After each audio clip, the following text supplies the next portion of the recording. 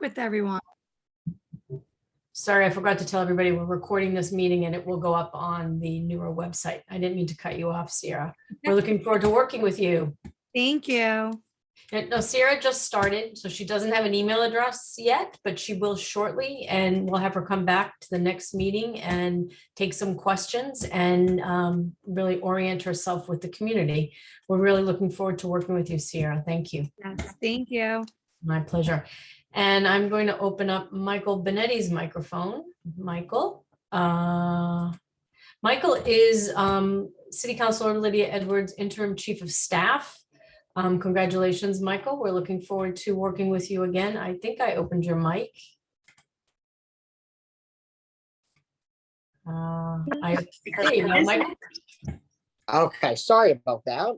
It's okay. Thanks, Cheryl. I appreciate it. Yes, I am now serving as the councilor's interim chief of staff. I'm serving as the transition coordinator in my office to go in between city council and state senate. But I'm still with the office, so if anything arises, you can still reach out to me and reach me at the same email address. And I look forward to working with everyone in the future. Thank you, Michael. We hope to have Senator-elect Lydia Edwards here in the spring. She needs to transition over to her new position. Not sure what the timing is on that, but we will get her over to us. Aaron, I'm going to open your mic right now. Yep. There you go. Hey, Cheryl, no, I also can't do the video here. I think you need the video. That's weird. You can't open your video? Yeah, it's saying you have to you cannot start your video because the host has disabled it. Okay, there you go. All right, how's that? There we go. Okay. There you go. Okay, so sorry about that. I didn't even know I did it. You think after 2 years I'd know how to use this stuff by now, but no, You're not alone. So we're going to also talk about later on marketplace development, but we've got our state representative and chairman of Ways and Means, Aaron Michaelwitz, here tonight. He's going to talk about and discuss 2022 legislative initiatives, including the state's economic outlook, revenue benchmarks. But there are also a number of local issues that people have been asking about and that are top of mind, like outdoor dining, expenditure of ARPA funds, what's coming into our neighborhood, the new vaccine card and how to get the app, rent control and development projects such as Government Center Garage. By the way, the developer is coming next month to our meeting, the Cross Street Hotel and the Marketplace Center at Quincy Market. We have a lot going on in our little neighborhood, and we are very glad that you're here to talk to us tonight. And take it away, please. Sure, Cheryl, thank you. And yes, we always have a lot going on here in the neighborhood. Yes, we do. Never a dull moment in the North End, that's for sure. But that's why we love it, and that's why we live here. So I did want to just give a little brief overview of a couple items that we're working on, or that we have worked on, or then things that are upcoming in the next couple months here. As we get into the second half of the legislative session. As many of you know, our legislative sessions are 2-year cycles. And we go from here until the end of July 31st when we break for the remainder of the year and allow the campaigns to take place, because by law we're not supposed to be legislating in the middle of our campaigns. Although last session we did do that because of COVID in 2020, we eliminated that typical timeline. It ended up legislating all through the rest of the year. So I do want to start and first say that I do have a new person working on my staff that I want to, and he's here tonight. I don't think his video is on, but Luigi Natali, who did work for Joe Boncore for the last 6 years, I believe, is just started with me on Monday and filling the legislative aid, constituent services role. He'll be working alongside Patrick Lyons.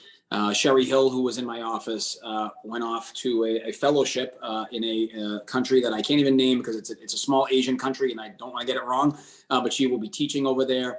It was a great opportunity for her, and Sherry did a great work for us for a couple of years, but it allowed for us to have an opening, and Luigi, obviously, many of you know, I've known him basically since he was a little kid. And so, I'm looking forward to working with him, and I'm looking forward to all of you, him working with you in a different role here now in my office.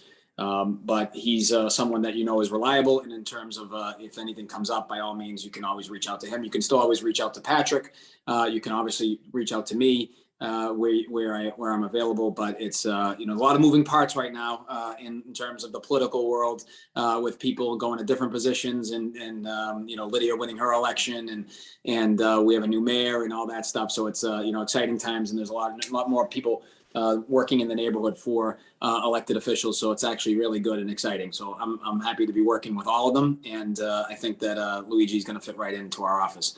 So a couple things that we have worked on that just really kind of recently got implemented. The major piece is the major bill that we did on ARPA funding with the tied in with the FY21 surplus. It was a $4 billion bill that we passed between the House and the Senate and sent it over to the governor, and included a huge number of initiatives that were important to different sectors of our economy. I'll talk about the bigger picture, and then just get into one thing that we directly did for the North End, particularly that was important. But the $4 billion bill, there's a lot of things you can get done there.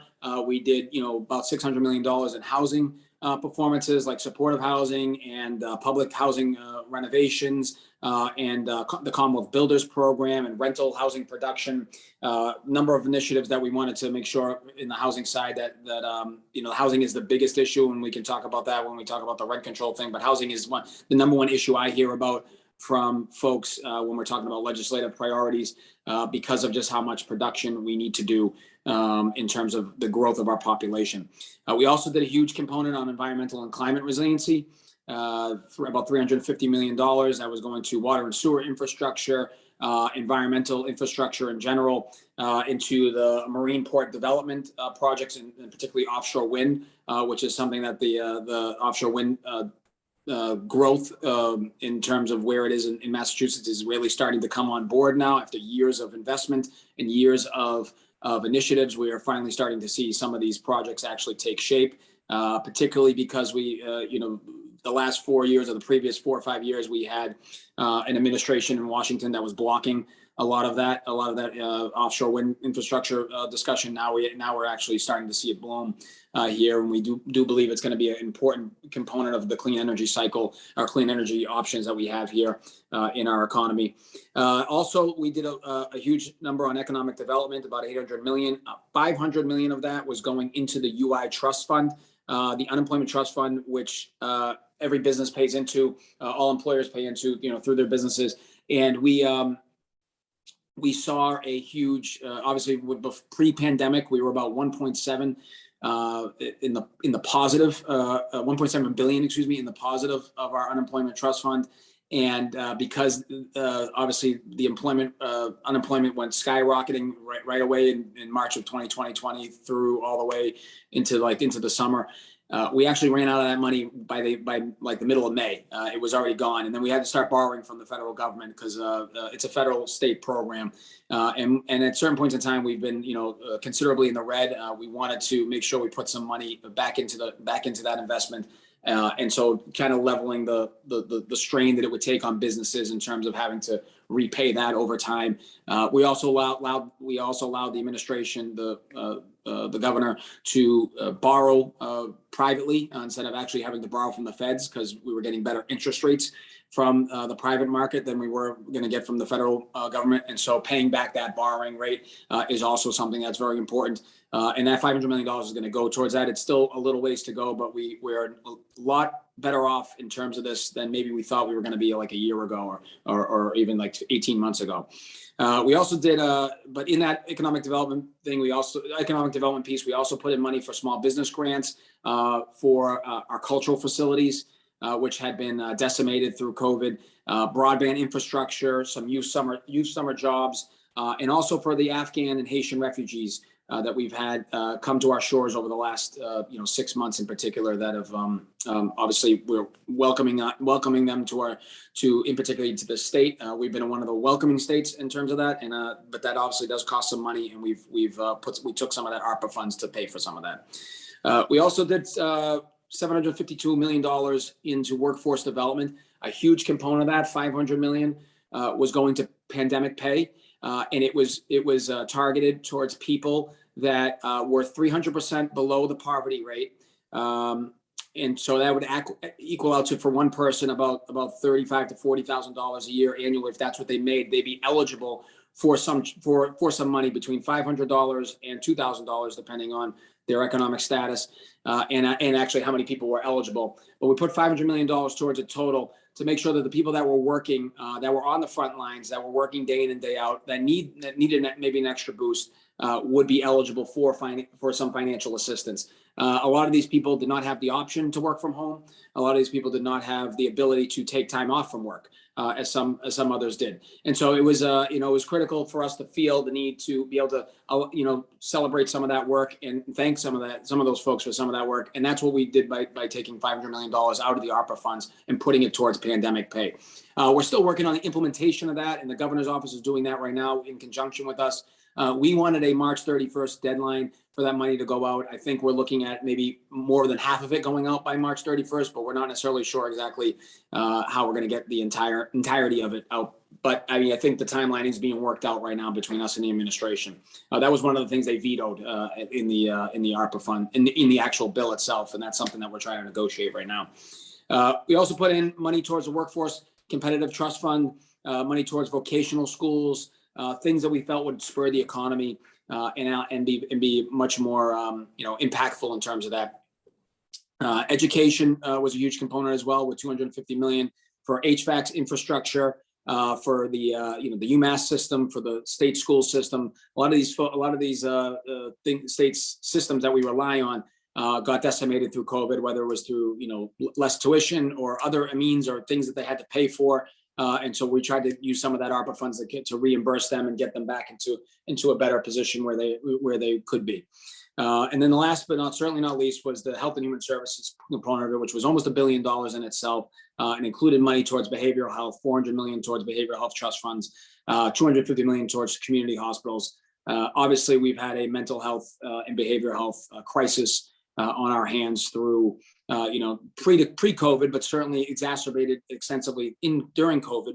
And so these were, we felt this was money well spent towards trying to create better structure in terms of the mental health parity environment, and giving people that option as much as they possibly could. So there's nursing homes, a whole other things that were part of this as well, food security, but it was a huge component bill. The one thing that we did directly for the North End was we did $1.3 million towards the revitalization of Cross Street. And as many of you know and see, it is probably the area that I am the most embarrassed by as your elected official, because of how distraught it's been over the years. It is not a welcoming aspect to when you first walk into the North End to see that. The first thing you see is what you see on Cross Street, and a lot of that's been just held up with development and the owners of those buildings.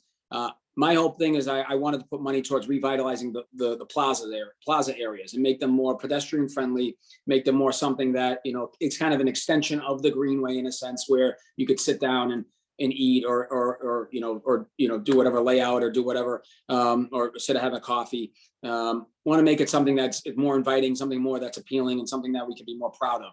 I also attached a money towards an Italian immigrant memorial, which I know some will remember that was brought up during the Starbucks debacle last couple of years ago, and some of the owners thought about doing that. I actually thought that was one of the good parts of that, good ideas of that discussion, was to do something to symbolize the Italian immigrant experience that has made the North End such a strong neighborhood as it is today.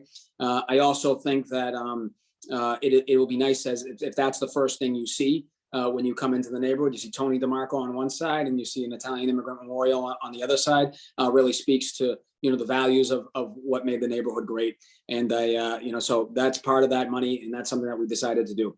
One thing we did not put into this ARPA funds, and because I'll be perfectly honest, we did not realize that we were going to need to, because we thought we were in a much different place, was money for testing, money for vaccinations, money for things that were were from the public health side of things that we've obviously put tons of money in previously, but we did not use the ARPA funds for that reason. And and to be perfectly candid, when we did this bill in October from the House side and the Senate did in November, we were in a lot different place. And, we did not see, this new surge and the extremities that have come with it, from the challenges that have come with it. So we are now working on some money, and you may hear something shortly in the next week or so from at least from the House side, and potentially from the Senate side as well, in terms of doing some testing. I think one of the biggest components I'm hearing from testing, and there's a debate about whether to do whether the PCR testing the right way or the rapid testing the right way. Some will tell you that the rapid testing is actually figures out if you're actually contagious. You have the virus. You're in the peak of the symptoms, and you're actually contagious. Where the PCR testing can catch it before and after you're contagious, and so the PCR testing is much more wide in terms of its its range of catching the virus in you. There is some saying to that's important, but some are focusing on that the antigen or the rapid testing will provide a better sense of exactly where you are at the moment, and if you are contagious and if you should have to stay home directly. There's a lot of debate going on about this right now amongst scientists and amongst public health officials. But our biggest concern is that we're seeing lines everywhere for testing, and one of the reasons why is that the testing is not as readily available from where it was before. If you remember back in like last spring, right before the vaccinations really started kicking into high gear, there were long lines for people going in for testing, and there was and they were available, but you could walk up, you could get a test when you needed to.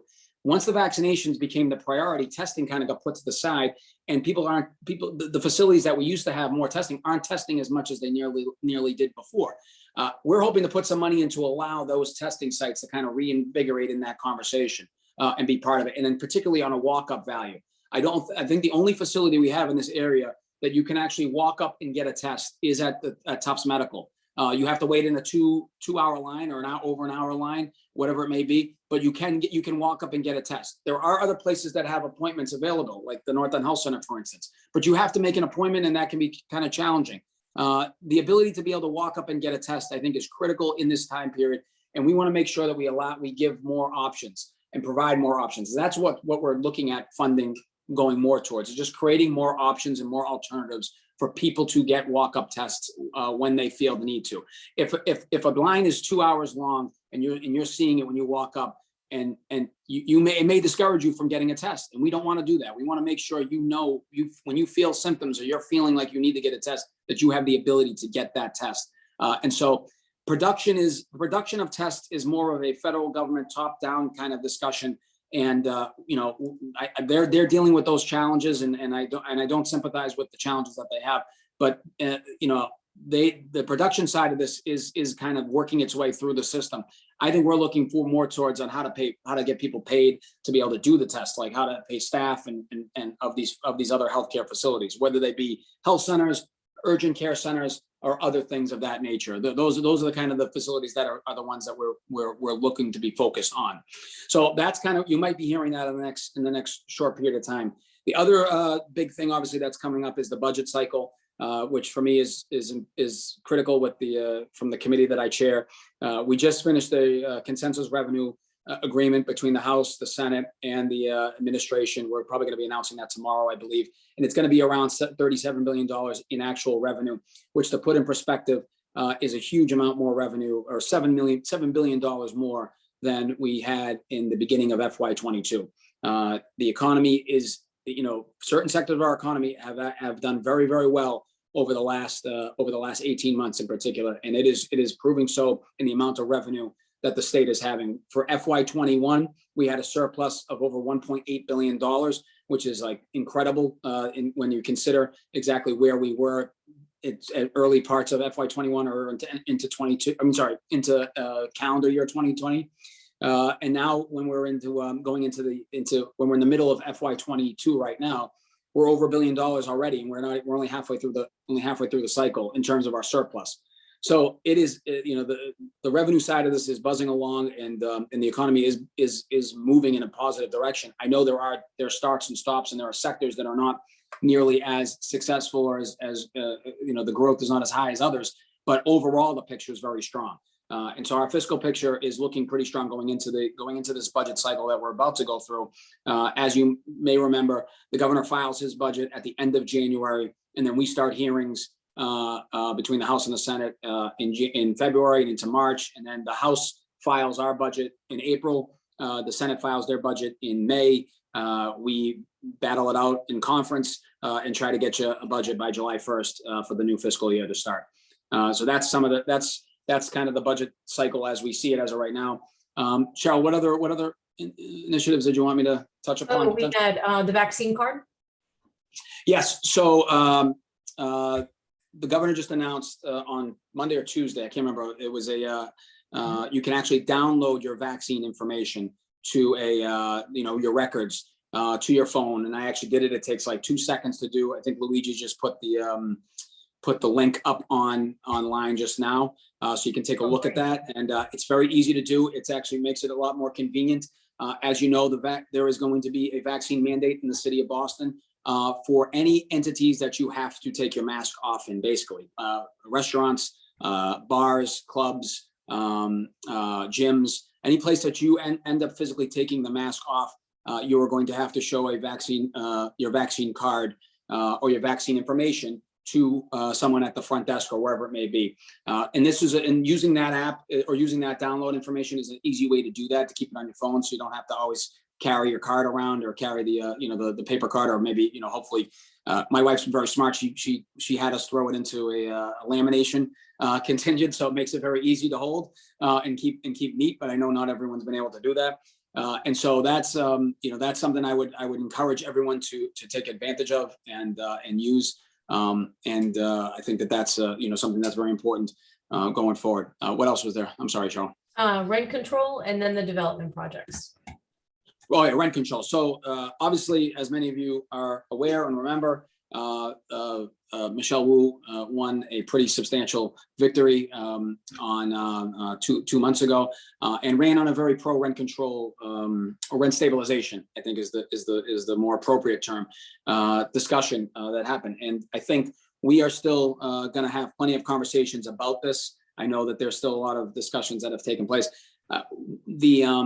The House of Representatives back in July of 2020, during a housing discussion, we did vote on this, and we voted against it pretty substantially. I think it was like 140 to 20, I think was the vote at the end of the day on expanding rent control.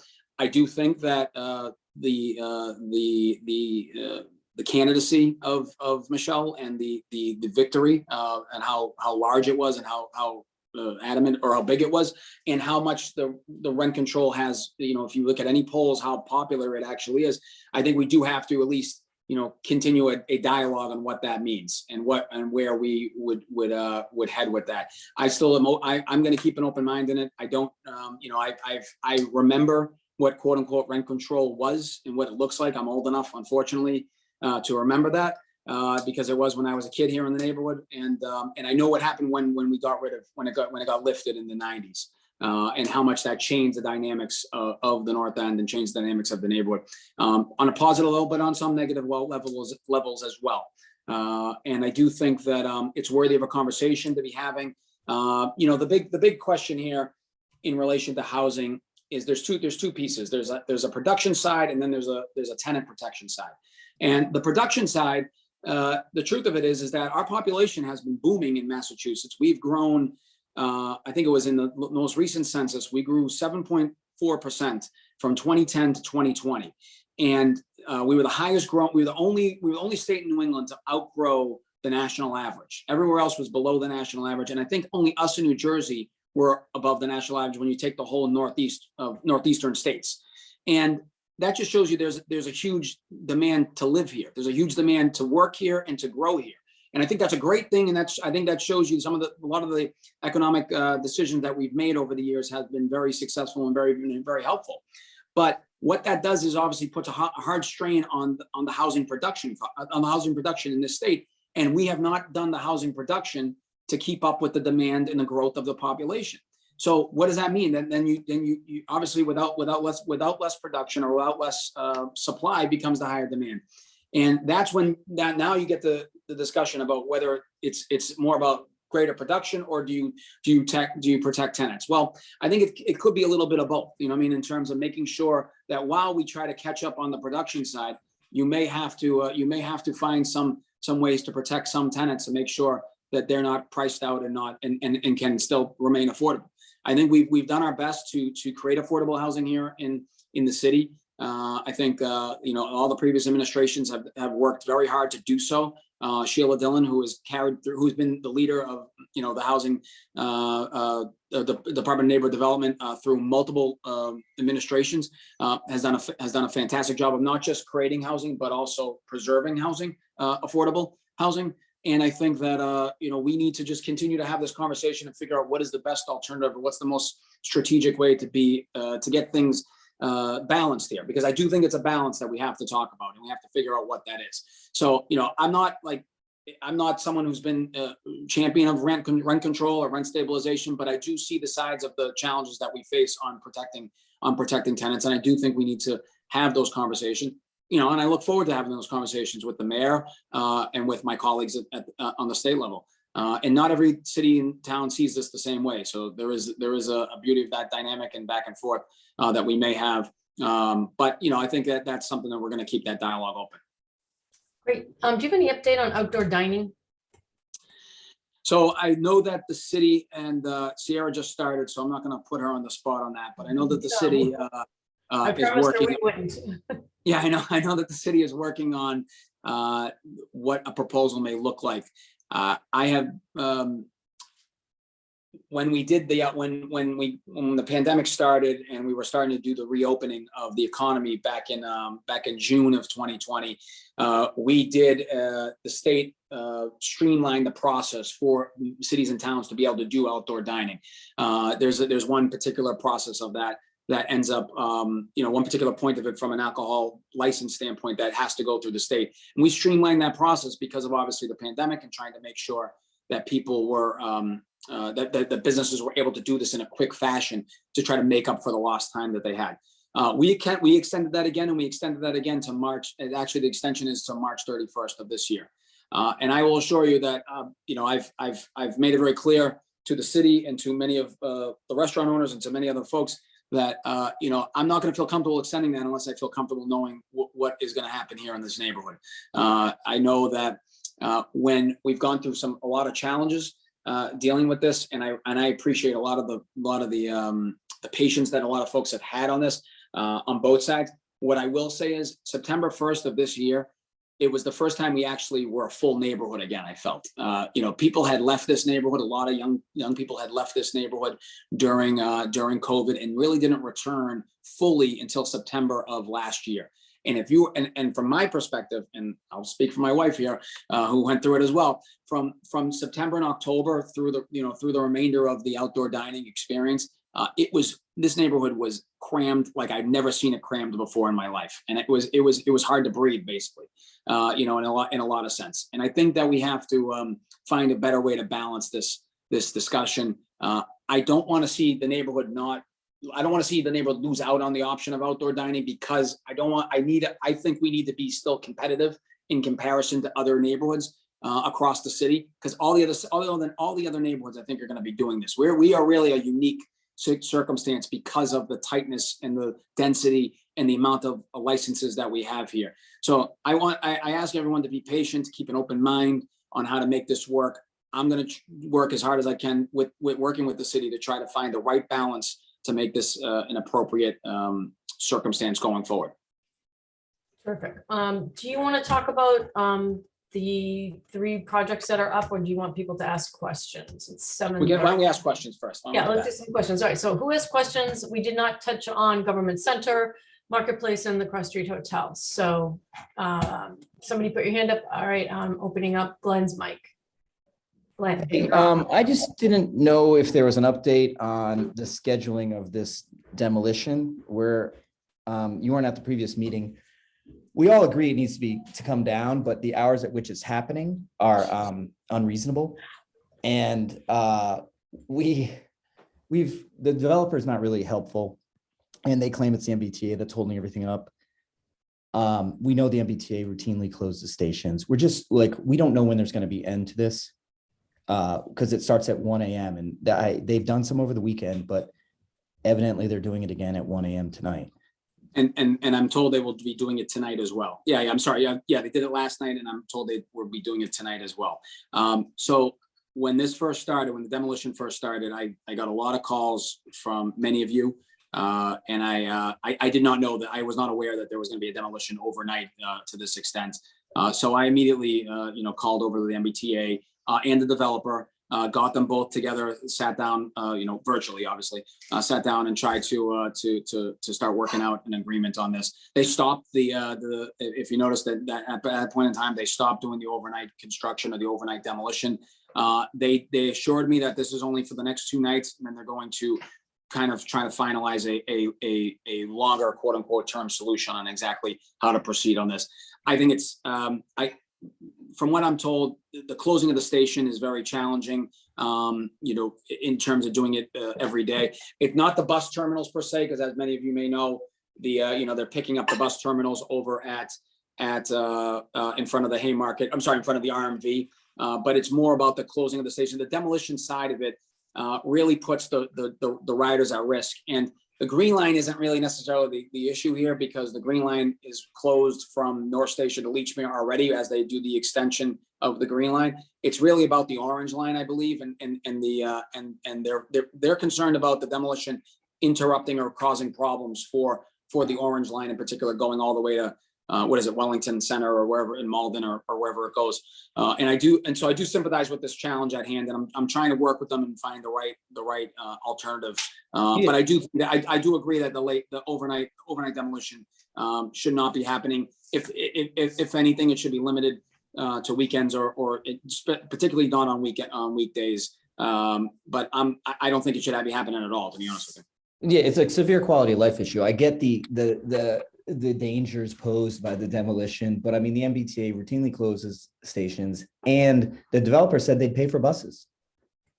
Yeah, I know. This is a back and forth. We're trying to, like I said, they're both trying to argue their side. We're trying to get this done.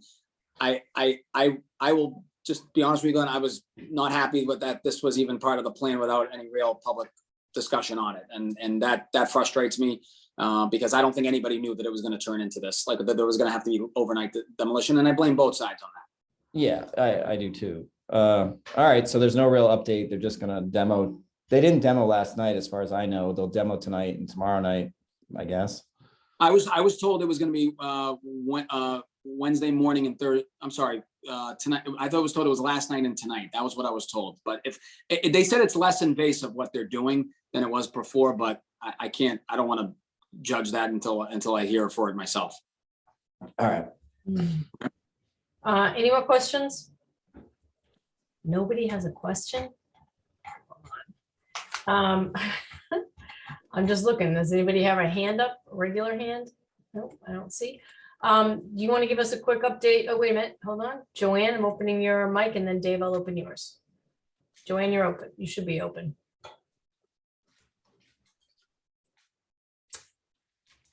Joanne, I am hitting unmute. You have to Okay. click on it. There you go. Hi, Aaron, I appreciate your going through this mitigation with us on the Haymarket. Several years ago, Haymarket Square was doing some redevelopment, and they closed the station Friday nights, all day Saturday night, all day Sunday night. And they shuttled people on North Washington Street. They had the buses running from Haymarket Square to, I guess, Sullivan. Why can't they do that with this construction? I think that's being discussed, and that was I think I think that some of that did already happen last weekend. They did Well, why shut can't down. they do it every weekend? No, that might be the final solution. I just don't want to speak for the MBTA or the developer, because I can't give you that answer directly. But I know that they did that this past weekend. And so that, that was helpful. And I do think, I think they're worried about the Monday through Friday stuff. And then the question is, how long does this take if you're only doing it quote unquote on weekends or something of that nature? Well, I remember, I think they were closed for 5 weekends when they did the station, the rehabbing the station. So if you Right. can work, straight ahead without shutting down and then opening up again, it goes faster. I don't disagree, and I'm not here to defend. I'm not here to defend the T or the developer on this, because I just know that I've been working with or talking with them and trying to get them to get on the same page. And I appreciate the work. I appreciate the fact that they stopped the overnight construction for a long time, for about 2 weeks now or whatever it was, or over a week and a half or whatever it was. But and I don't want them to go back to overnight construction or limit it, whatever they need to do, limit it as much as possible. That would be my personal hope. Yeah, because you know how close I am to that construction. So I know you are. I appreciate everything you're doing for us. Thank you. Thank you. Thank you. Thank you. Dave, you're up. Hi, Aaron. Hello. Thanks for all that great information. You do a very good job in presenting it, and you're going to be a tough act to follow tonight. A couple of things that you said. One, on the pandemic and that funds were not provided in October. I hope we've learned from this that we cannot expect the best assumptions about what's going to happen. And unfortunately, we're still doing that. Even today, we're assuming that COVID is going to be over, or at least the effects of COVID are going to keep becoming milder and milder. We're assuming that's the case, but who knows what next variant is around the corner or what next pandemic is around the corner. We weren't prepared for any pandemic at the beginning of this, and the governments were blamed for not being prepared. So I hope we become, is the legislature doing anything now, any kind of planning, so that we are better prepared for the next pandemic? Yeah, I mean, obviously, there was a lot of lessons to be learned from what went on first in 2020 and where we are today. And there is a frustration, of having it actually today where we are, and the fact that we are back to not square one, because the vaccines have worked. They have worked on keeping people out of the hospital or keeping people alive. Have they worked on necessarily the spread as much? I don't think. With the variant has had many breakthrough cases, but it's not nearly as extreme as we were, during the first 6 months to 9 to even a year of this pandemic. I actually went to Tufts Medical last week, and we went in the ER room, and I visited BMC, and both of them, the ER rooms are filled with unvaccinated people. They're not filled with vaccinated people. It's over 70 to 80% of those people are unvaccinated folks. And so knowing the vaccines have worked, I think the lesson being learned, to your point, David, is yes, as every variant continues and there's going to be more, and this isn't the last one that we're going to face, and we need to realize that we just have to have a plan set up in place on a lot of fronts, whether it's talking about remote discussions, remote work, remote school, remote other things that are in place for when we do have large spikes or surges. And we, I think we were just under the same impression that I think many others were, that when we got to the summer and we got through, and then we started getting to the 70% vaccination rate, that we thought we were going to be, in the clear. And that certainly was not the case. And so we do have lessons that we have to learn. But in terms of developing I think that they both go hand in hand, about developing something that when these surges happen, versus also just developing what a long-term, pandemic discussion may look like. I mean, in fairness, this was the first global pandemic of this kind in 100 years.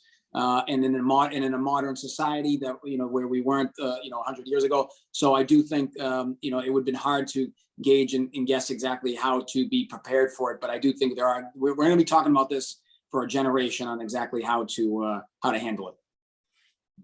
And my other questions relate to the cross street. I think you called it revitalization. Yeah. So the legislature has provided funds for that. Any sense of how it would be conducted, who would conduct it, what the public process will be? And I assume there will be a strong public process, and any sense of schedule.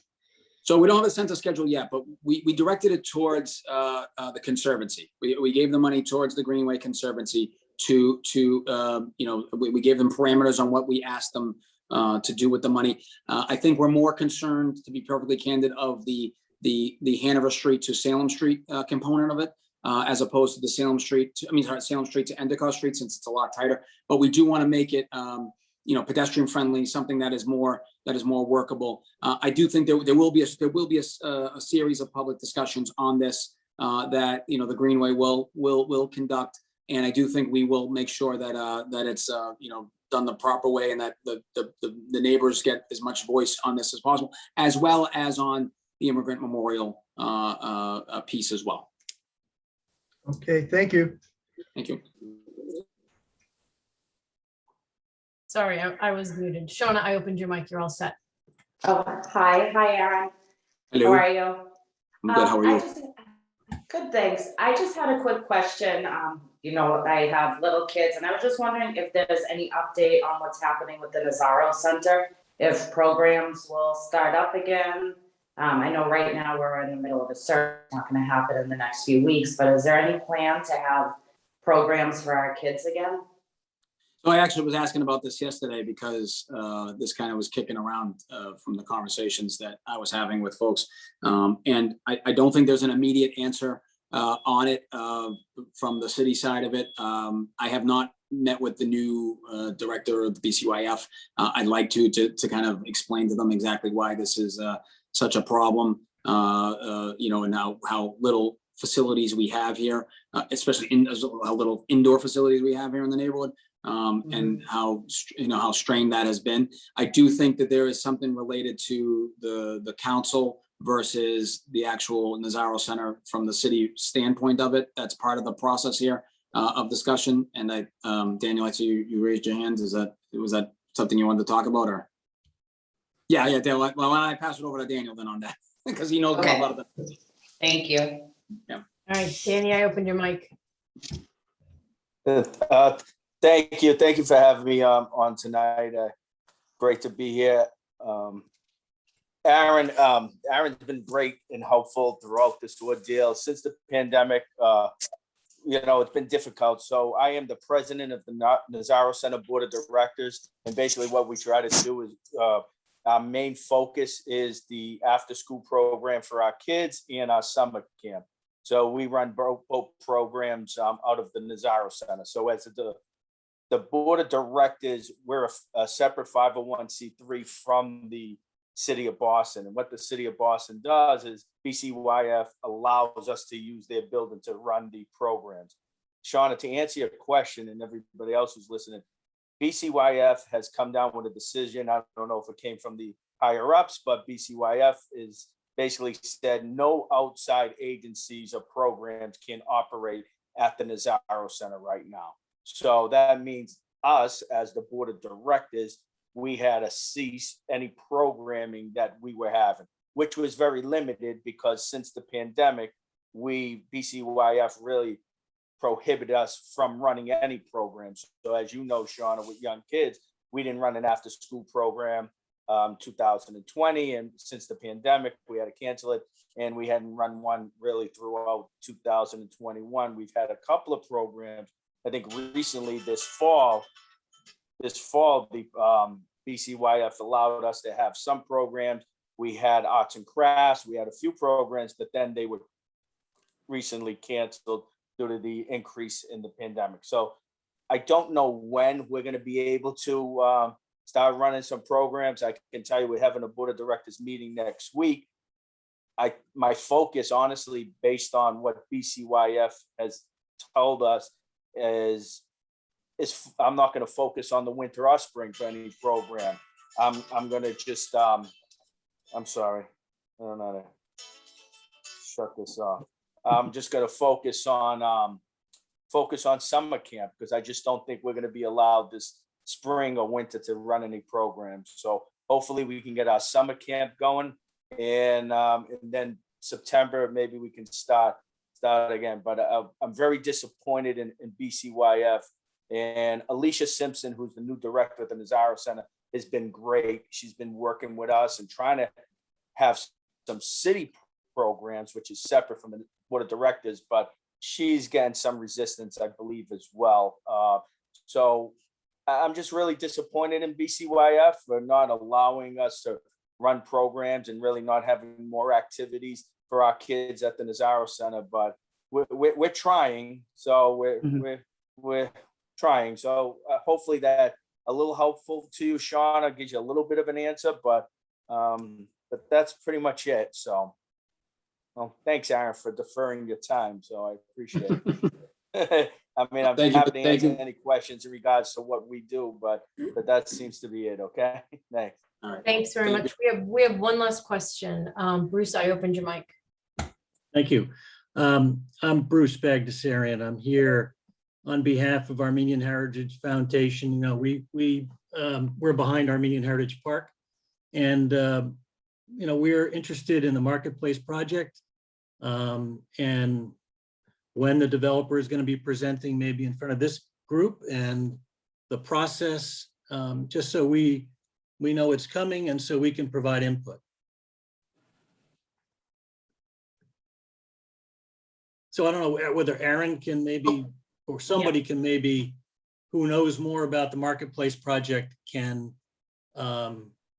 tell us when maybe that, you know, how that project's coming, when the developer will be presenting, et cetera, if that's possible. Cheryl, was that after me? Is that? Yeah, it's for you, Aaron. Yes. Sorry. Yeah, it's Wait, for no. you. Is the question for me? Is the question? I thought were they not on the agenda tonight? I thought that was. No, we're going to talk about that after we're Oh, going to write a letter, and we're going to ask the membership to review the letter about a position. But as you know, most people are very concerned about it. It's a very large, high building that's going to cast shadows and block off the waterfront yet again from, you know, a historic area. Yeah, I haven't really fully seen the project itself. I did have a conversation before they filed. They did kind of talk to me a little bit about the what was maybe going to be happening on it, and you know, I obviously said bring it to the community, and you know, we'll see what the community says on it. I don't really you know, outside of that was back in like the late summer, early fall. I have not had any conversations with them since then. I mean, but I'm interested in hearing what the community has to say about it, as I'm sure anybody is that's, you know, related to whether it's the BPDA or any of the boards from the city side of it. But I mean, obviously I want to be very careful with, you know, it's an historic area. It's a very important area. It's the end of my street, actually, here on Fulton Street. So I look into that basically. So I want to make sure that that, you know, whatever is done, it's done properly. But I have not actually seen the proposal itself. Just more of a conversation that took place. All right, thank you. I appreciate it. I mean, we've seen some of the shadow, you know, diagrams to see what shadows will be cast over our park. So we can see that there will be some effect, so we are interested. Okay, no, and I appreciate that, and I will, you know, I will certainly keep that in mind as we go through the process here. All right, thank you. Dave, I opened your mic. Yeah, let's move on to the next agenda item, and I think those questions will be answered. Yes, we will. I just wanted to make sure no one else had any questions. Aaron, thank you very much for spending so much time with us tonight. Good to see everyone. Thank you. Thank you so much. All right, Dave, keep your mic open. You can talk about the letter. Do you want me to share? Yeah, good evening, everyone. I'm hoping that I'll be able to share a bunch of things on the screen tonight. I was having some computer problems. Also, a friendly word of warning, the phrase trust but verify, but tonight, don't trust anything I say until you verify it.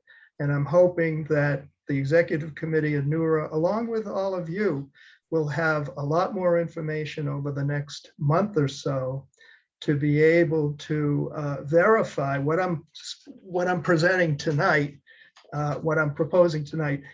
There is a draft letter, and we'll see it tonight and go through parts of it tonight, but it is a working draft. It is not a final draft that the executive committee is presenting tonight for vote. And the reason for that is that there's no reason, there's the timing. There's no timing reason to do that right now. And there's a lot more to learn about the project. Let me start, and I'm hoping this works. Oh, I've got to share first, right? You can share, I've shared my screen. You should be able to get in. Okay, so if I look at this, let's see if this works.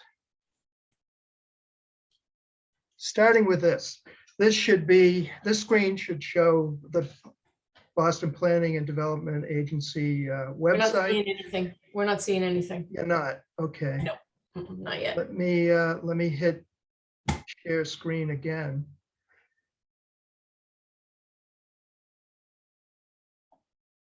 Nothing yet? No. Open the document and click on it when you go to share. Well, I'm opening up a website right now.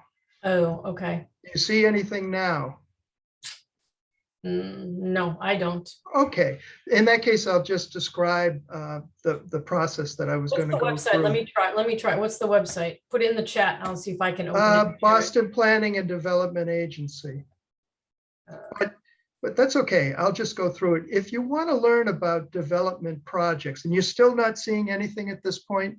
No, we see happy. You're like cut off there. So there's something that you're showing, but Okay, it's black screen. If you put the link into the chat, I can grab it and put it up. all right. I'm not sure I'm going to have the time to do that. Anyway, if you want to learn about development projects, just Google Boston Planning and Development Agency. And when you click on the website or click on a sub web page that says development, click on development, and then what'll come up is a few things about development, including the Article 80 process, development projects. So you want to click on development projects. That'll bring you to a system by which you're able to learn the status of any development project that's under review by the BPDA. And there's also a lot of archived projects as well that are readily available. So you'll be able to see what the status of BPDA review of Government Center Garage project, the hotel at Cross Street, and this marketplace project. So I'm going to try another and see if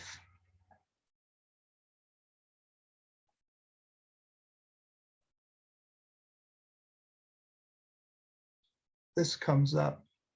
And maybe this won't come up either, but we'll see. I've got it. I can try to put it up.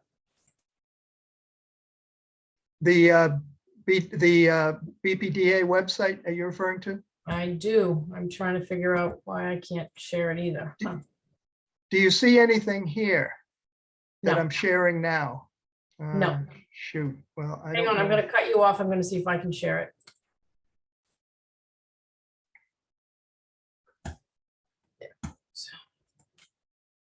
Okay, you see it? Yeah. Yeah. there you Do go. others see this? I guess. Yeah. So this is what you see when you click on the marketplace project on the BPDA website under development projects. Can you scroll down at all? Yes, I can. All right, yeah, and the very first thing that happens with an Article 80 project, and these are large development projects, is the submission of a letter of intent by the developer. And you can see that the developer of Marketplace Center filed a letter of intent, meaning the intent to develop the project, redevelop the site on September 20th, 2021. What typically happens at that point is the BPDA staff will assign a project manager, which they've done. That's Nick Carter at the BPDA. And they will establish a impact advisory group. And the impact advisory group is made up of stakeholders that represent constituent interests, such as nearby communities. There may even be representatives of nonprofit agencies, parks that are in the area. Nonprofit Friends of Christopher Columbus Park, for instance, could be on the IAG for this project. There may also be construction and real estate interests represented on an impact advisory group. The impact advisory group is created right away because you want that IAG to be in place to help review the next report filed by the developer. And in this case, the developer filed on December 14th a project notification form, which is a pretty hefty report with a lot of details about the project and potential project impacts and mitigation measures and all of that. And that's the subject of the letter that I hope we'll be able to take a look at tonight. But there is no IAG in place. And also there are no IAG or general public meetings yet scheduled by the BPDA. If there were, they would show up in this timeline. However, there is a comment period for this report that currently ends on January 27. Nick Carter has told me that deadline for public comments on the PNF will be extended. And I assume it's going to be extended to sometime after the last of the IAG and public meetings that are held on this PNF document. And I expect that that's not going to happen. I expect that the comment period will go out well into February, and therefore we'll have another opportunity at our February meeting to review a final draft and vote on it. In the meantime, over the next month, if there's an IAG, if there are IAG meetings and public meetings, we're going to learn a lot more about the project. And what we learned can be factored into a final draft of the letter. Now I'm hoping I can share. All right, I have to stop sharing. Hold on. And I have to open this back up.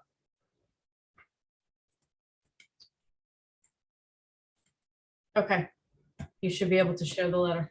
So if I hit share screen, do you see this? I see black. Does anybody see it? No. You have to Okay. open the document and then click on it. Oh, there you go. Is it there? I see the PNF. Yes. Okay, Yeah. great. It's I here. hope everyone else sees it as Yep, well. I'm sure they can. So this is the hefty document that was filed by the developer on December 14th, which started the current public comment period. And this is the document that I've been looking at over the last couple of weeks or so. And I just wanted to run through a little bit of it. I'm hoping that I can scroll. Yes. Do you see the scrolling? I hope. Cheryl? Sorry, I muted myself. Yes, we can see it. Oh, good. Okay. So you can see that it's a pretty hefty document by taking a quick look at the table of contents, project overview, transportation impacts,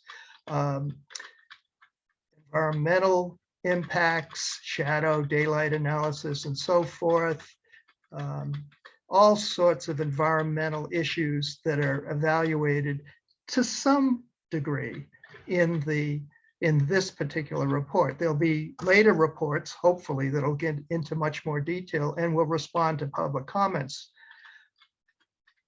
So but most of the size of the document is actually in the appendices.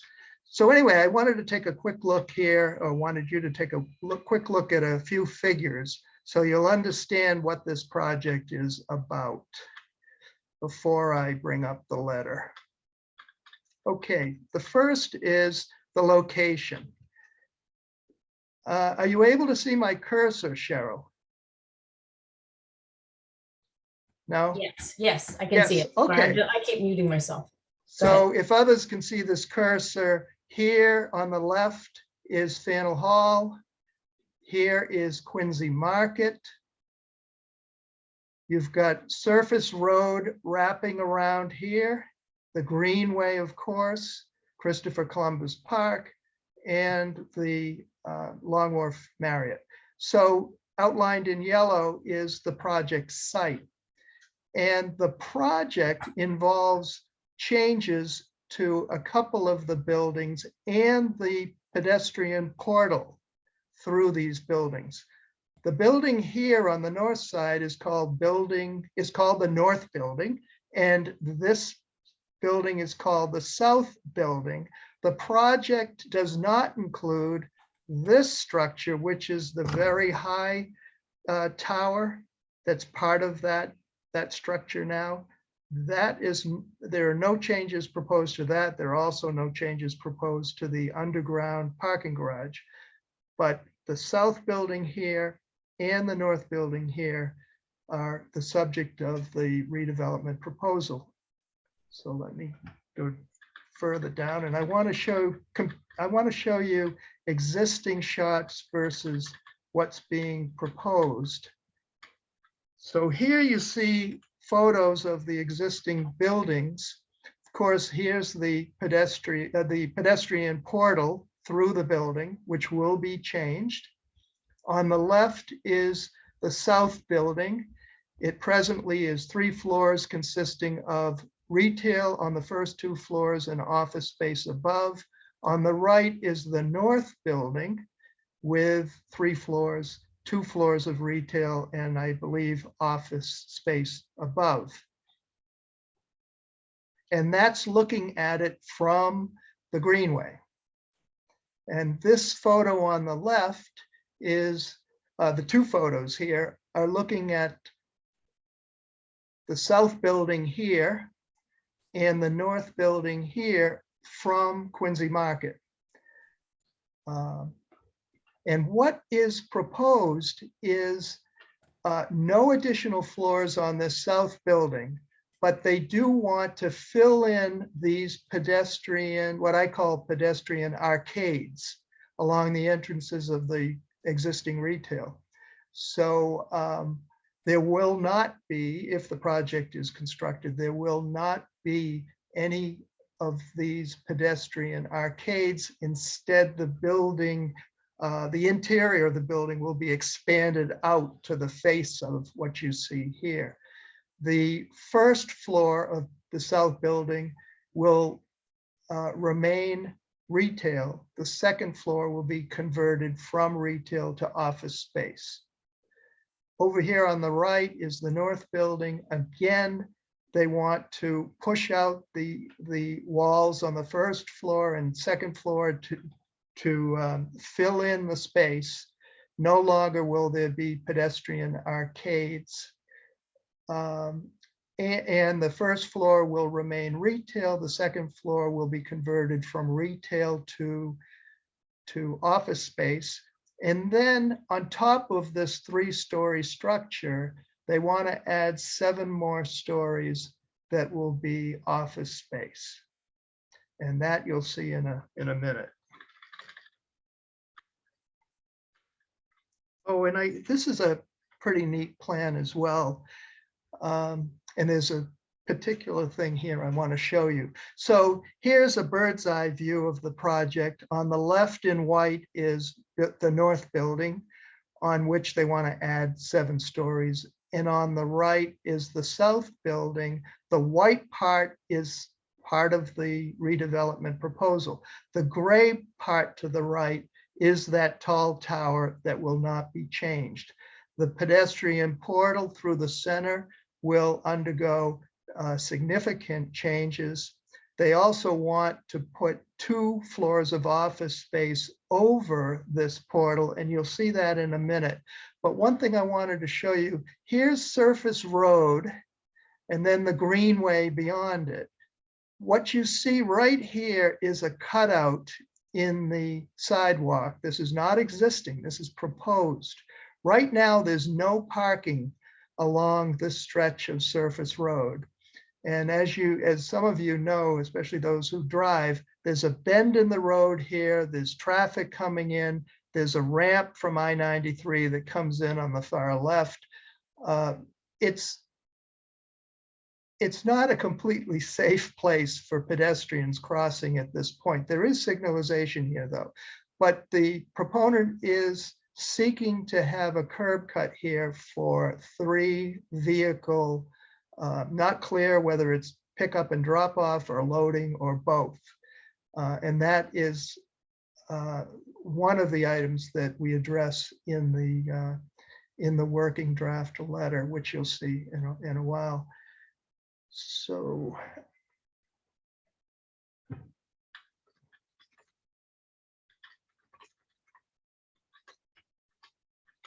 okay, so here's the proposed project looking from the greenway, and here's the carousel right here. And what you see are the 7 additional floors on top of the 3 existing floors. They're proposing to reface these. They're also proposing to add retail entrances along here and possibly sidewalk furniture. There could be cafes, there could be restaurants, there could be stores, but they're seeking to activate this, this sidewalk here. You also see the 2 floors that I referred to that they want to extend beyond the current building envelope and above a new portal. Here's the new portal here for pedestrian passage. Here's the south building, no changes in height, no change in height, but they, as I said earlier, the pedestrian galleries along here will be filled in to add more interior space, and the 2nd floor retail will be turned into office space. Same thing on the north side. The 2nd floor retail will be turned into office space. Another view here looking from Quincy Market side of the building through the portal, and you can see here how the pedestrian galleries have been removed. And same thing on the other side. And that, one more shot. This is a better shot of the proposed reconfigured pedestrian portal through the project. Okay, so that I think describes the main elements of the project. So I think we can switch to the letter. Do you see the letter, Cheryl? Okay, you have to take this down, close this out, Okay, and then put the letter back up. Open the Word document with the letter in it and click on it. But you got to take this down first. There you go.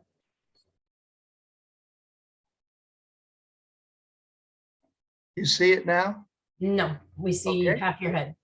You got Okay, you got to open the I gotta document. share screen again, maybe. But you got to open the document and then go to share the screen, and you have to click on the document that's on your desktop. Got it, thank you. There you go. Ah, Can you make it a little bit bigger? Can you stretch it down on the bottom a bit so that we can see it? Because we only see the top part of the letter. yeah, well, I'll scroll through it, but It's very small what we're seeing of the letter. It's very small. So if you stretch the bottom of the page, you should be able to let people see more. yeah, I'm not sure I can do that. Yeah, you may not be able to do that. That's okay. Just scroll down.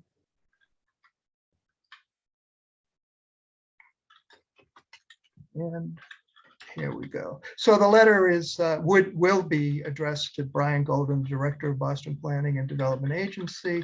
The first page is a fairly lengthy description of the project as we understand it. That description may be able to be shortened in the final letter because it takes up a a whole page here. I do want to read some of these, the text that I've highlighted in yellow.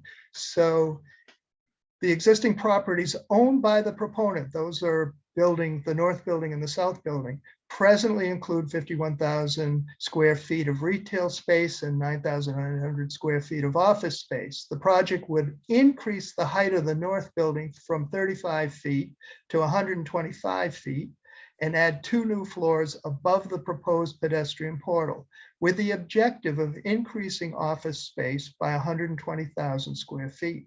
The project would also increase retail space by approximately 10,000 square feet, which is the net effect of converting the existing second floor retail spaces to office space, a reduction in retail, and filling in the first and second floor pedestrian arcades, which would create more retail space, for the net effect, if I'm reading the document correctly, of 10,000 square feet of additional retail space. So there are a bunch of sections to this where we deal with topics, and one is the Article 80 process. And let me read this. The project is surrounded by large public open spaces heavily used for passive and active recreation, retail and tourism activity, and pedestrian and vehicular travel by thousands of visitors each day. The project site is an integral part of the Market District Walk to the Sea. As such, public open space and pedestrian benefits and impacts of the project are of critical importance.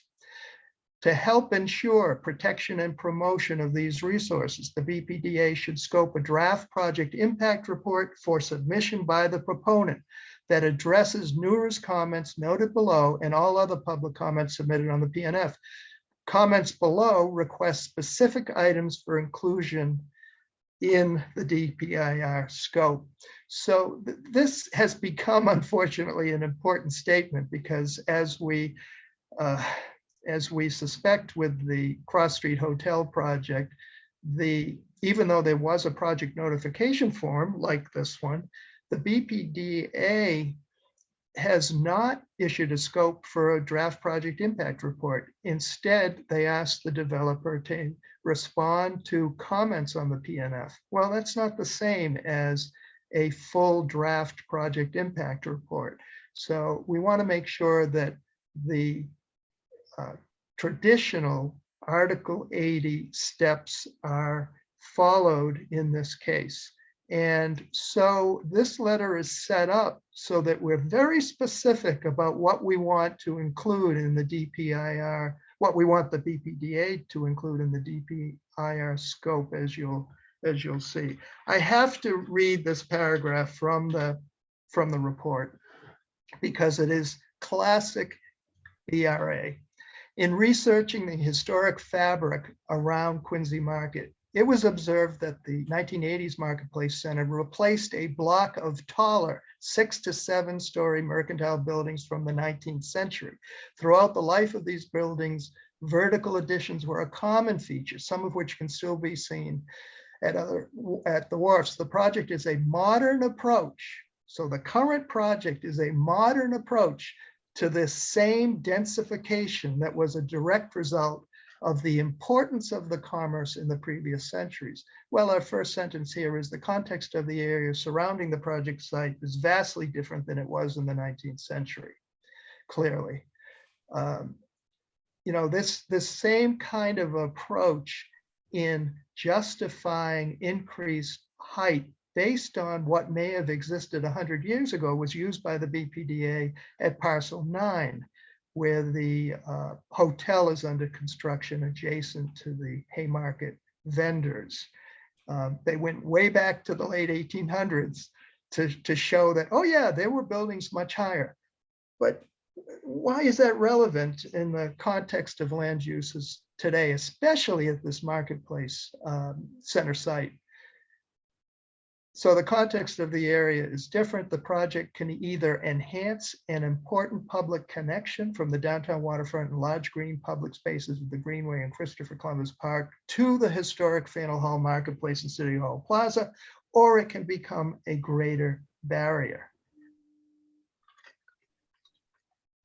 According to the PNF, the project will increase shadow on the Greenway, Armenian Heritage Park, and on portions of the open public area of Faneuil Hall Marketplace. The project will also decrease the amount of daylight reaching public areas around the project site and increase wind and glare. These are the results of the analyses in the PNF that show that the project will result in increased daylight obstruction and increased glare on parks, green spaces, and travel ways, quote, similar to the daylight obstruction and glare values typical of densely built urban areas. So yeah, the results of the analyses show greater impacts. I'm not going to judge right now whether those impacts are serious or not, but there are greater shadow, daylight reduction, and glare impacts. But they're saying, maybe they're saying that's okay because that's typical of densely built urban areas. Well, I wouldn't call the area around Marketplace Center densely built. It is mostly open space. So the project environs is not densely built urban area. It is public open space and public market space that should be protected by minimizing impacts. By the way, I will be coordinating with the executive committee to review this draft, working draft, possibly make some changes to it, and then share it with all of you, maybe through the NEWRA website, so that you'll have an early, have this information as early as possible. And we'll be building on this or modifying this as we learn more about the project over the next month. So here's an example of how we're very specific about how the letter is very specific about what should be included in the draft project impact report. So we do it in bullet fashion. Evaluation of the effects of varying height, reduced additional floors, and heights less than the 125 feet proposed on shadows, daylight, visual connections, and so forth. We want to be able to understand how height and varying height affects these impacts. Evaluation of the effects of alternative setbacks of new floors on these impacts. No setback of the 7 new floors is proposed either on the Greenway side or on the Faneuil Hall side of the project. And a more in-depth evaluation of the extent to which the project may reduce or increase the effect of the buildings as a barrier between Faneuil Hall Marketplace and the Greenway. The report states that the project is going to remove a barrier. I'm not sure how they can say that. And so we want additional information on that particular subject. Pedestrian accommodation and safety, very important topic. The DPIR, and this is why, one of the reasons why I mentioned that cutout in the sidewalk where they want to put 3 vehicles for loading or possible drop off. The DPIR draft project impact report should include the following: an in-depth evaluation comparing the current pedestrian portal between the north and south buildings and the proposed new portal.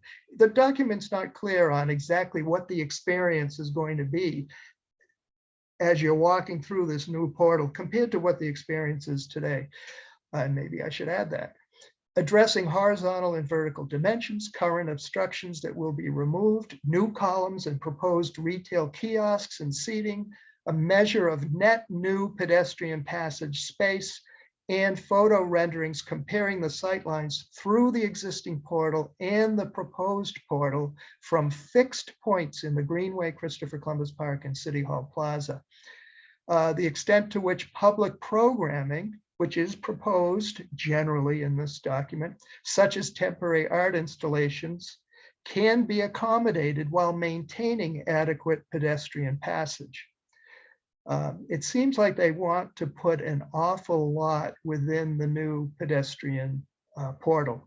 Evaluation of project alternatives that eliminate the proposed office floors over the portal and includes a glass canopy.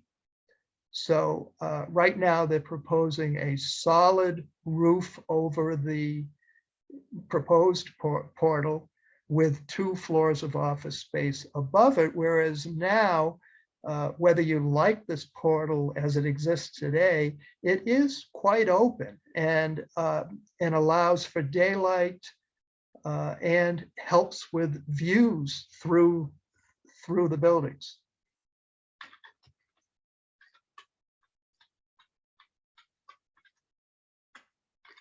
The other issue with respect to public safety is that cutout that I mentioned and the drop-off zone.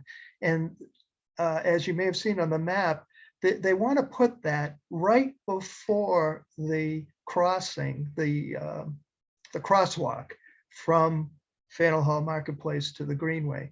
The DPIR should include the following: an analysis of current roadway and traffic conditions approaching the crosswalk, including roadway lane widths, traffic convergences, and roadway alignment, as well as a detailed description of the crosswalk and signalization, the current conditions. Evaluation and recommendation of crosswalk improvements to improve accommodation and safety. For instance, can and should the crosswalk be widened to the width of the proposed portal as a public benefit? Right now, you walk through a wide portal, and then you come to a crosswalk that's pretty narrow compared to the width of that portal. And if they are proposing much more activity in this area, much more pedestrian activity, then a wider crosswalk might help.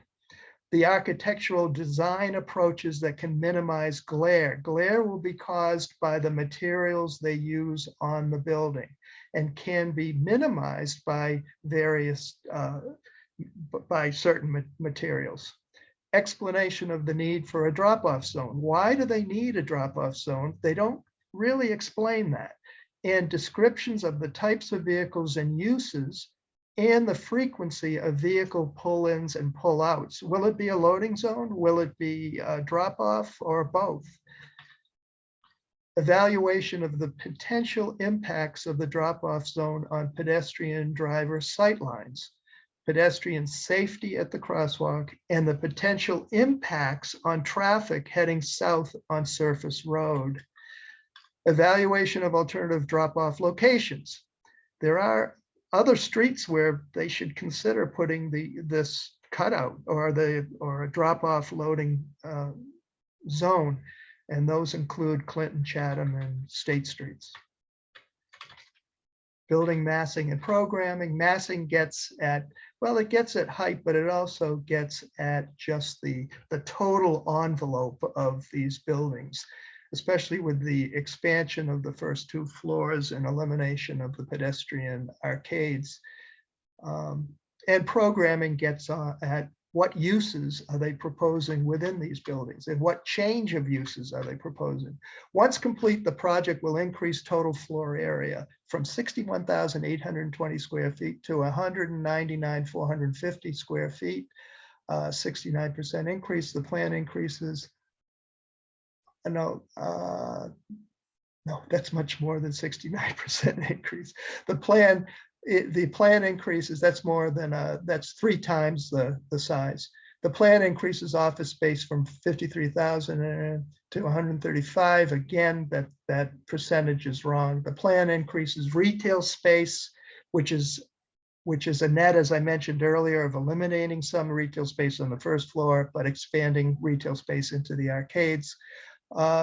The PNF states that the vertical addition will add commercial activation, quote, to realize the potential of the site and support retail and cultural activities of Quincy Market, State Street, and Government Center.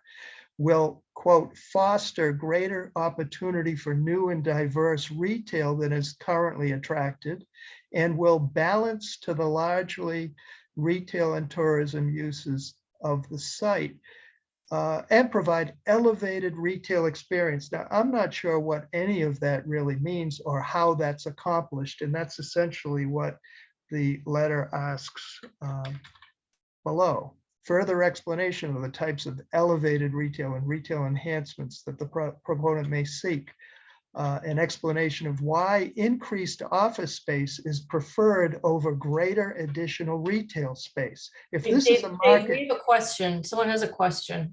Jennifer, Jen, go ahead. Sorry, I'll turn my video on for a second. Yeah. Dave, I just wanted to ask you, this project and many others is kind of giving me the flavor of what we've always thought, but like the BPDA, by allowing all of this shenanigans, almost kind of seems like they're acting more as a partner to the developer than a planning agency. And I feel like we need to call that out somehow in this letter. And also hoping that we might be able to, and we can talk about this in exec session, but maybe make the letter more like headliney to get attention from people that are reading it, to kind of like shake it up and scare them a little. Because all of this detail, wow, this is an amazing letter, but I feel like some of it is going to get lost because like the more you say, the less they hear, kind of a thing. And we need to, I think, make it more headliney and pointed. And again, we can work on this obviously together in exec session, but I really, this project is awful and I completely agree in pushing against it. And I find it disturbing that there's so much apparent, allowance by the BPDA in, doing all of these crazy things that they say they're doing in this project. Yeah. And I think also we might start to lose our audience if we read too much more of the letter out loud. Don't take that the wrong way, Dave. You're an amazing letter author. I know, it's incredible. You raised a couple of issues, Jen. One is, this so far is a shotgun blast. And that's intentional at this point. I know I'm going through it very quickly right now, but I do want to make this letter or something like it available to everybody soon so that people can digest this. They may not want to read the PNF, but they may take the time to digest our letter, to learn more about the project. And we can figure out how to put this up on Google Docs and send a link in an email. But we have another question, Mary or Tom. I opened your mic. Actually, it's Tom. Hi, Tom. Hi there. This past fall and into the late fall and early winter, weekly I had to go to medical appointments for physical therapy down on Milk Street, and I made a point of cutting through this area, and it really it was really striking just how even a couple of minutes of sunlight, even at 8:30 and 9 o'clock in the morning on a cold day. And in terms of wind abatement, David mentioned that in addition to glare, there's going to be some wind effects. But I can't for the life of me understand why we would yield some of the public benefits of being able to see blue sky and sunlight, and to be able to walk even in early hours when these shadow studies, and we know that the shadow studies, you can read and interpret them 100 ways. But I was just thinking how in the life of our city, we invested not only in the O'Neill Tunnel, but for all the Greenway. And it's like we are giving up now some of that park. And that includes the sunlight and being able to look at a blue sky. We're humans, but we're also mammals. And we don't necessarily go into hibernation. But when and if and as you use the city in the mornings, you need sunlight, you need that blue sky. And I really look, frankly, to the Friends of Christopher Columbus Park and the Armenian Memorial to help guide us. And that includes even the carousel with the Conservancy. I'm a grandfather now, and so I have a stake in this. But I'm serious. These are not little things that we're losing. And it's sight lines, and it gives us a connection to the human scale of the city. And it's not just for us, the North Enders, the sense of downtown Boston, because already, and I've commented on this before, the building to the right of this development, where I call it the Hard Rock Cafe block, that's going to have 10 stories. So there is a lot going on in that area.